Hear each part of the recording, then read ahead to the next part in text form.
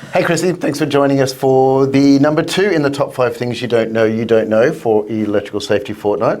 Thanks for having me, Ross. It's a pleasure. Cool. What are you here to talk about with us today? I'd like to go through working at heights if possible. Sure. Yeah? Pretty important topic. We have lots of people calling us. They've had falls from heights or some injuries from it. We probably should reference some documentation. Have you got some good information we can reference? Yeah, we do have the Working at Heights Code of Practice, cool. Which can give you some examples of how to do the task in the safest way. I think it's got a fancy managing risk of falls in the workplace or something title, is that right? Yep, that's right. Cool. That's the one. I suppose one of the questions we get all the time is around swims and Yep. whether we need a swims or not for working at heights. Yep.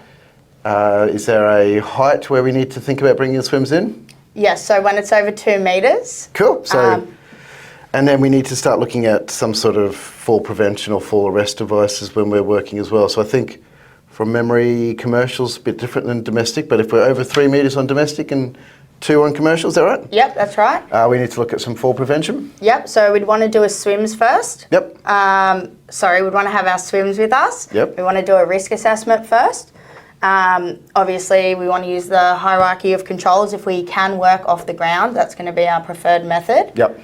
I suppose that's one of the things that we get the most confused questions about is everyone thinks a harness and a lanyard is going to stop them from getting in trouble, particularly with WorkSafe for those people. Is that always the case? Yeah, no, that's not always the case. And using a fall arrest is actually the lower sections, one of the last things that we would choose to do. And if we do choose that, we must have a rescue plan as well. Yep. We've got to keep that in mind. So ideally we want to not do it on the roof at all if we can, or up high. Yep. If we can't do that, we want to be looking at...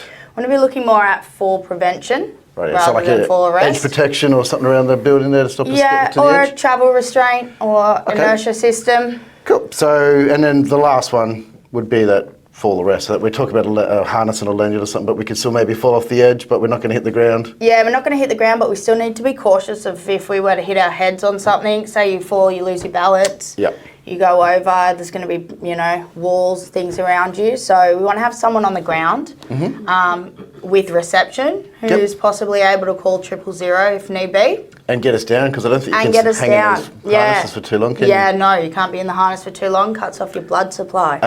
Was the full rescue plan you were talking about, that would sort of give us some information on how we're going to get them down safely? Or? Yep, that would. We'd need to be within a distance that the person on the floor can reach. Cool. People also, I've seen people get in trouble as well because they haven't thought about what's actually under them. I know you mentioned what you can fall on a hip, but even who you can drop stuff on or what you can fall on. What's beneath you. We've all seen that video of a guy with a big piece of rod or reace hanging out his leg where he's fallen off the roof. Yep. It's good to be cautious, Ross. Yeah, cheers, Chris. All right, well, is there anything else really with that? When we talked about the code of practice, we've talked about needing a swims for it. Everyone should have a swims in place if they're going to be up there. And we're talking climbing ladders, we're talking going onto roof spaces, even skylights or something on the roof. There's that risk of fall through it. Something to consider there. Yep. Is there anything else really with the working height stuff you can think about? You just want to remember that administrative controls are not enough. So having a sign around that skylight, say not everyone's going to really be focusing on that. So you just want to make sure that everyone's signed on to the risk assessment for one. So don't just put a danger, don't fall here sign up. Cool. Yeah. All right, so we need to have something physical in place to help us to not fall off would be the way to go. Yep. Awesome. All right, well, thanks for joining me. Thanks for having me. Easy.